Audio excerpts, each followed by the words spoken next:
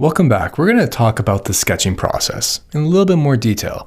There's a couple different steps and steps within those steps that I want to talk about and touch upon so that when you start sketching, you're just ready. That first step is be prepared. Always be prepared. Prepare your tools beforehand. Lots of papers, pens, markers, pencils, whatever works for you, even if it's like a tablet. We also want to think about what our goals are. You can think about what you're trying to solve for. Maybe it's a certain flow, maybe it's a certain interaction, but that should always be the center of your attention. We're also going to think about our audience. This is really important. If it's for yourself, go crazy. Be as messy as you want. You don't really need to annotate anything as long as you understand your own process. But if it's for somebody like a client or a stakeholder or your teammates, you need to clean them up a bit, so maybe add a bit more detail and explain your thought process so you don't waste time trying to explain it while you're presenting it to them. Remember, always time box yourself. This is like one of the best pieces of advice I ever got in my career is to time box anything. Time box your sketching, presentations. Keep yourself under a time limit because it'll help you focus on sketching for your goal and it'll put a little pressure on you to just throw out those ideas, not get bogged down by those details like we talked about earlier. So don't worry about them being messy. Just time box yourself and I promise you'll just produce a bunch. Step 2. Now what you want to do here is just start. Just go. Draw a frame for your device. Is it a browser? Is it a desktop window? In this case right here, we have a little mobile frame. So it just needs to be a frame. It's just going to help you kind of guide your sketch a bit. The next step is to think about the bigger picture and more basic elements that are much more redundant that you'll see. They'll really help you kind of frame your sketches, whether it's a footer, it's a header. Think about those elements that you're going to be seeing a lot of. And then from there, move on to some of the more detailed elements and the more detailed interactions. Have fun. Start sketching those interactions. Keep them very simple at this stage. All you need is 1 or 2 shapes. Squares, circles, rectangles. That can make up any sketch. You'll notice here that they're just using rectangles. We have circles. We have lines. They get their point across pretty well. Now, this is really important. This is one of my messy sketches. So I want you to just annotate and document your sketches. The worst thing is looking back and not understanding what you sketched before. You're going to be creating messy sketches and sometimes you may not understand what you drew the day before or the week before whenever you revisit them. So the thing you need to do is just be as detailed as you can, but just quickly point out some certain reasoning or proposed interactions. Like over here, I have some titles. I have some text explaining what the interaction is. It just really helps give a little bit more context to what you're drawing. Now, what I need you to do is just keep going. Find the sketches you like and start building alternatives from that. Don't just stop. Organize the ones that you think have the potential and keep on going. And what's going to really help you do that is by sharing them. Share those sketches, bring them to your product team to discuss.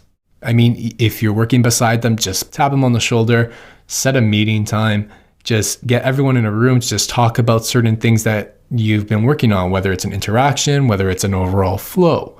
I like uploading my sketches into Figma sometimes, and I share that document with the team and people can comment. I also just bring printouts or originals. So if I'm sketching on paper, I'm just bringing my paper there, or if I'm sketching within like a tablet or something, I'm bringing that printout.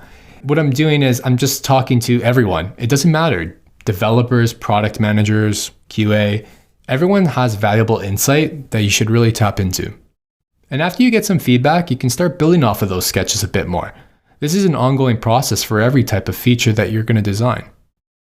The last step is refining. So how do you clarify your sketches? So you have some sketches indicating some sort of flow or interaction, and you want to clean them up a bit or think through them a bit more, but they're a bit messy and unorganized, and that's okay. So what do?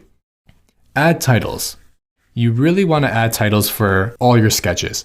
They really help you understand which screens are relevant and without thinking too much about it. This is so useful if you have a bunch of sketches like we see here. And yes, annotate again. I know I mentioned this before, but here it is again. Annotations are like little notes right beside elements that explain its purpose. They also really help clarify certain things that are just too hard to draw. So it's really great. So I mean, like over here, you can see that there's a bunch of different annotations in regards to the sketch and these different UI elements. But we also can use numbers. Try numbering your sketches. It can really help define where certain sketches within a flow or interaction. It helps speed up discussions, and it really helps others to try and make sense of where something fits in within your sketches. It also helps others to point out certain numbers when they're giving you some feedback. So they could just say, hey, Daniel, screen 3, I love it. We're going to keep that the same. And it really helps you gather that feedback as well if you're taking notes. Definitely use arrows. Arrows help to indicate a transition. So we can see here that if somebody interacts with this element, something else is going to happen and may push them in 2 different directions.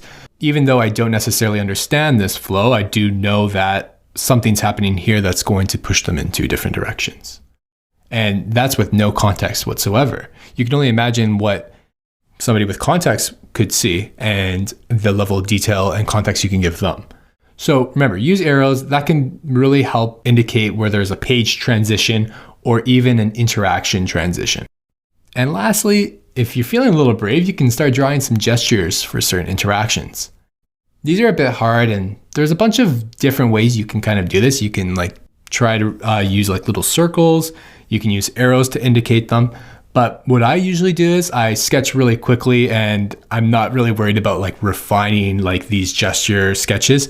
What I'll do is I'll just go right over to the developer that I'm working with or developers and have a conversation.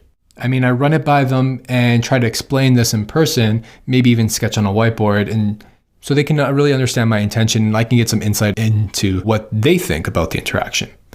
These are the different types of things you can do when you're thinking about the actual sketching process. Next, we're going to jump into actually sketching some UX flows.